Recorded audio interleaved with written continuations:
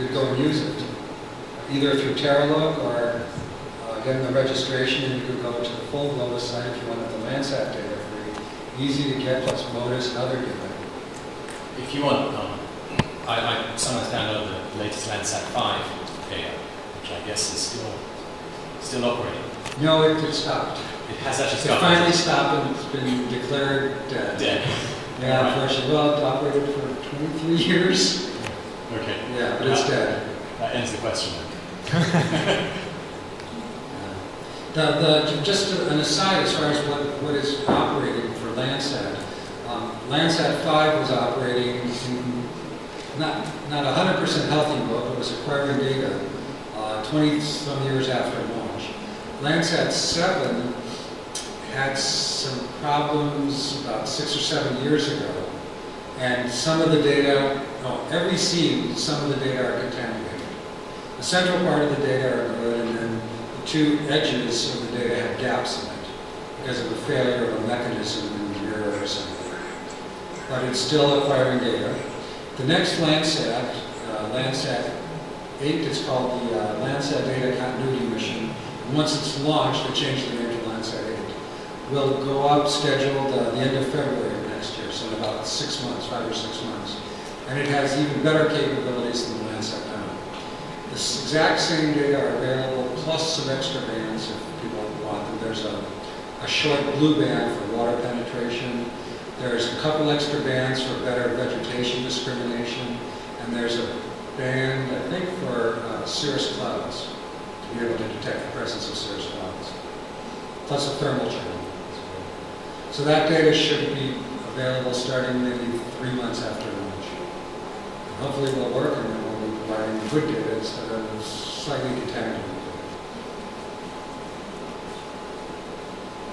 Also free, by the way. The data will be free for that satellite to change.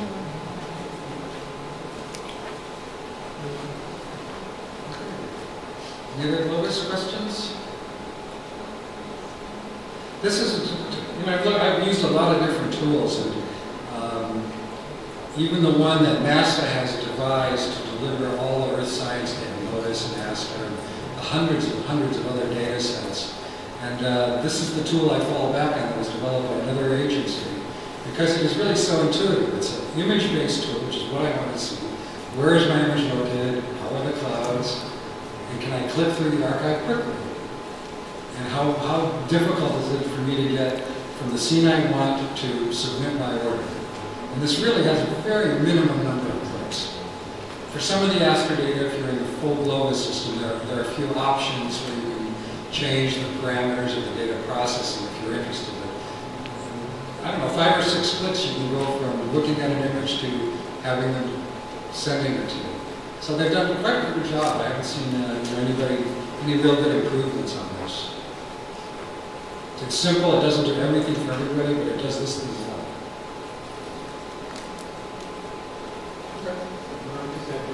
Oh, please. Well, there's one thing that might be useful.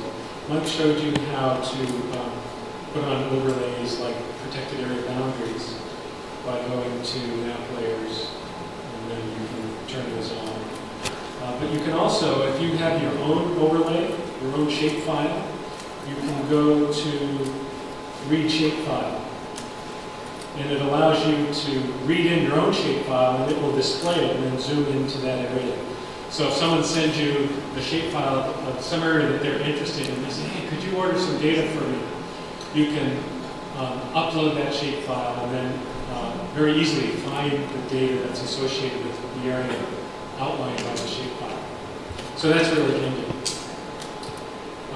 So Globus, the best way to learn it, now that you've had this overview that Mike gave you, just play with it for 10 minutes or so, and I think you'll find out it is really easy to use, and it is the best thing out there for finding data. Before there was Globus, when you ordered, you didn't get any images. You just had to enter your lat and your lawn and a whole bunch of other criteria, and then you would get whatever you got. It was not friendly at all. But here you get to pick and choose the specific images before you order them, because these little browse images are up on the screen. When you have to ship files quality in the image, the mic?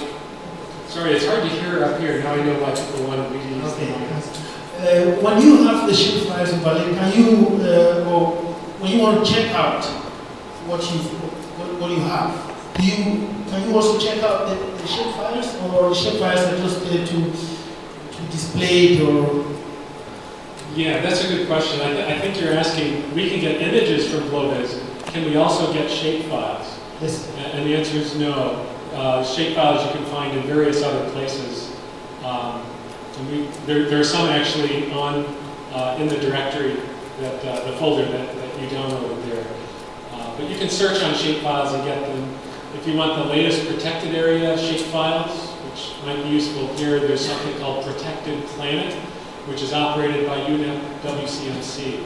It's a good site to download shape files of protected area boundaries. If you want rivers and countries and so forth, you can find those fairly easily on the internet. Esri, the GIS company, makes them available. And, any other questions? Then why don't we move on to part 3. Thank you, Mike, for that. We'll close a bunch of windows here.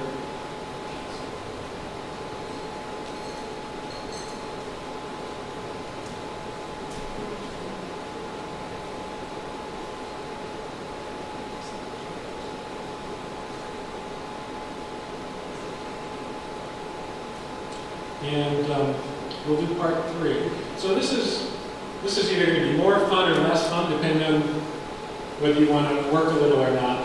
What I'll do is go through a bunch of stuff here, and then as I do that, hopefully you'll do that on your machine, and we'll sort of stop periodically and make sure we're all synced up to do that.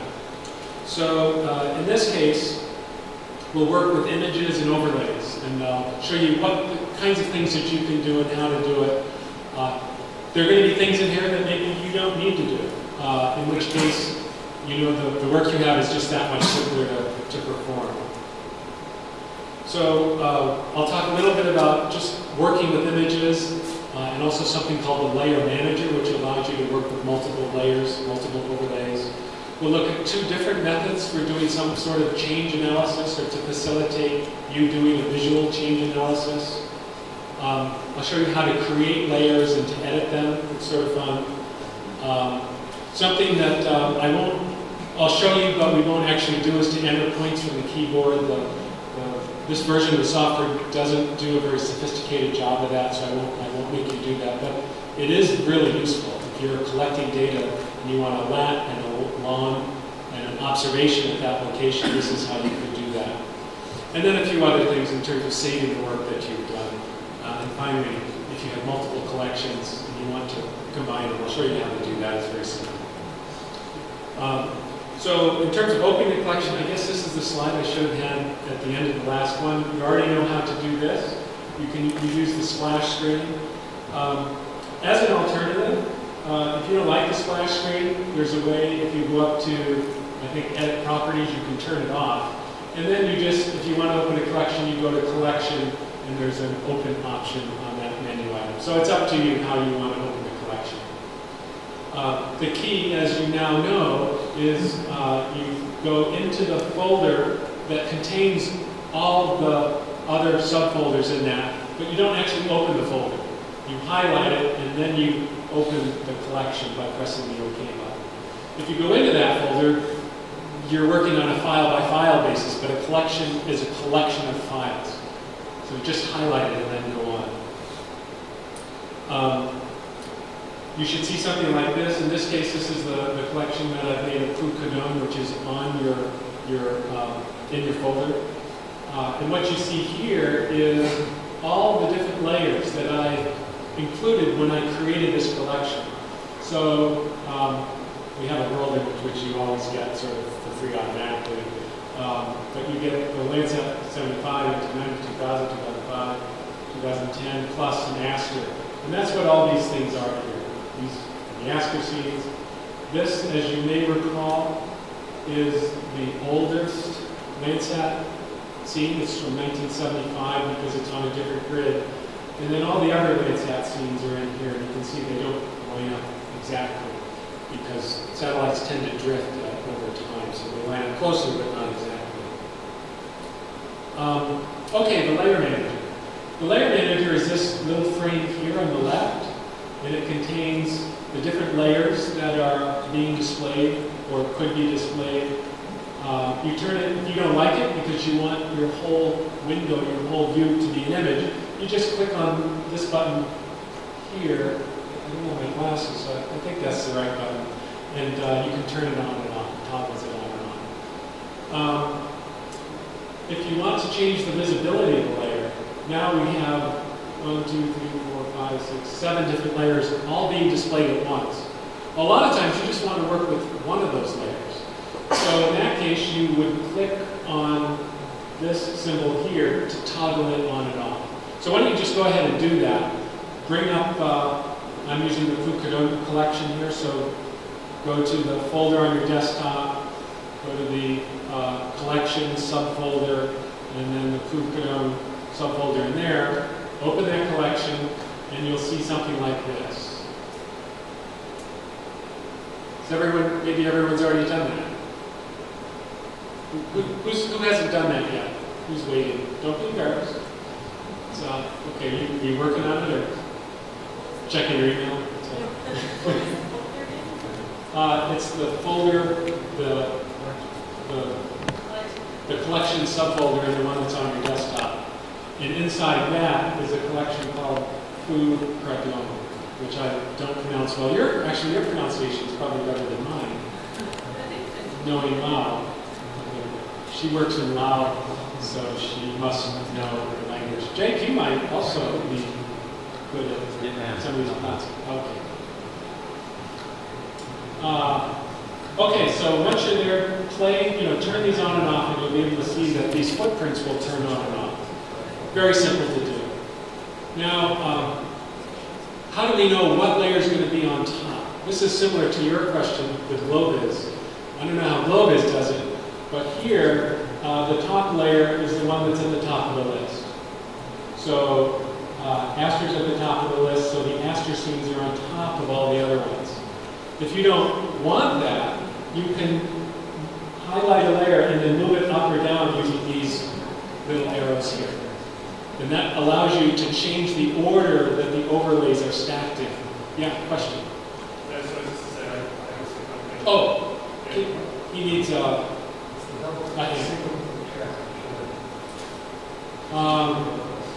okay, let's see. So just in terms of terminology, layers and overlays, exactly the same thing. Sometimes I or other people will call them shape files. And the shape file is actually the actual file that contains the overlay. And a shape file is a particular format of that kind of an overlay. But it's the most common one, although there are others. Let's see, the active layer. This is important, and when I use any GIS tool, I get annoyed sometimes at myself because I forgot to specify the correct active layer. And the active layer is the one that's highlighted, and the one that's highlighted is the one that will be acted upon if you do some sort of operation. So if you highlight this and then press the up button, this overlay will move up above the next one. That's how you identify which overlay these buttons should act on. So remember the active layer. And if something doesn't go as you want it, think, well, maybe I don't have the proper active layer highlighted. Any questions on that? Okay.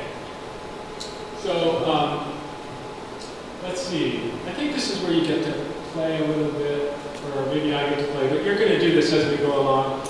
Click this icon, you'll see the panel, the layer manager panel goes on and off, very simple.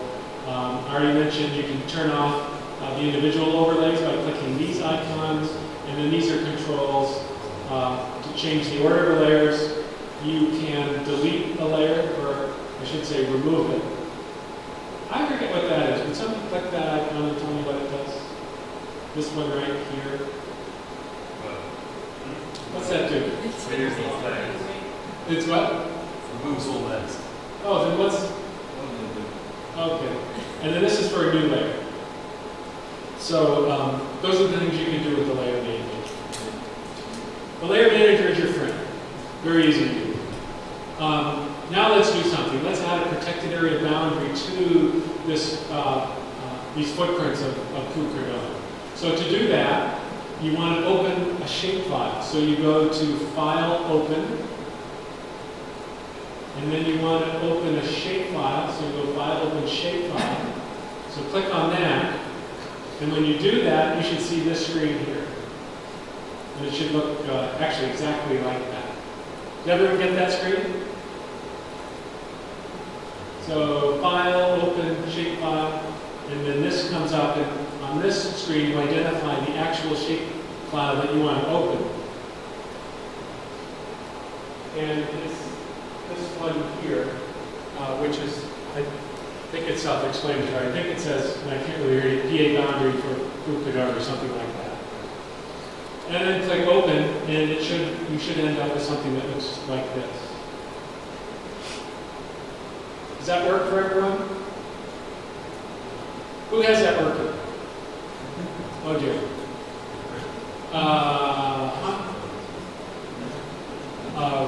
What is happening? Does this screen come up? Yeah, it just goes back to the Oh, okay. Then you need to, okay. Right. There's some intermediate steps. You need to actually navigate through the directory system to get to this file. And so you want to go into here.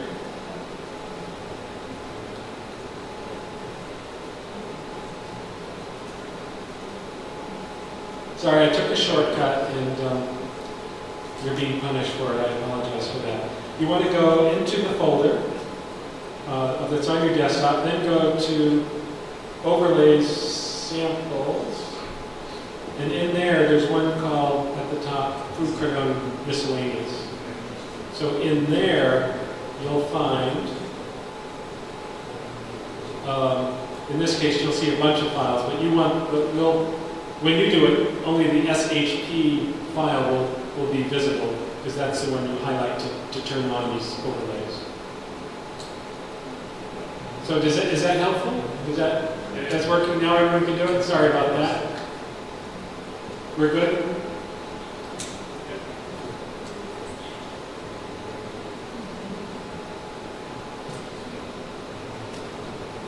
Okay, so everyone got this screen and opened this shapefile and got this here? Who's done that now? Almost everyone. Did you guys do it? You're good? You're good? What about in the back table there? You guys good? Thumbs up? Okay. You guys? I see two people not voting yet. What's happening? You're good? Okay.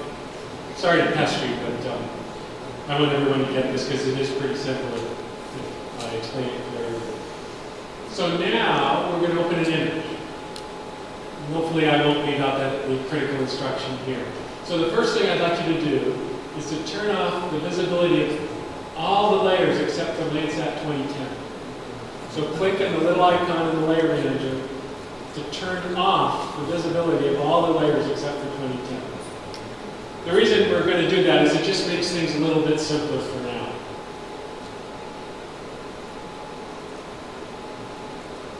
And you know those layers go away because the footprints go away for those layers. And what you should end up is just one Landsat footprint for 2010. Is everyone able to turn off the visibility? Mike, can you hold the back to Who's got the visibility off except for 2010? Raise your hand. What about you guys? Are you good? You're good? In the back there, you guys are good? Visibility off?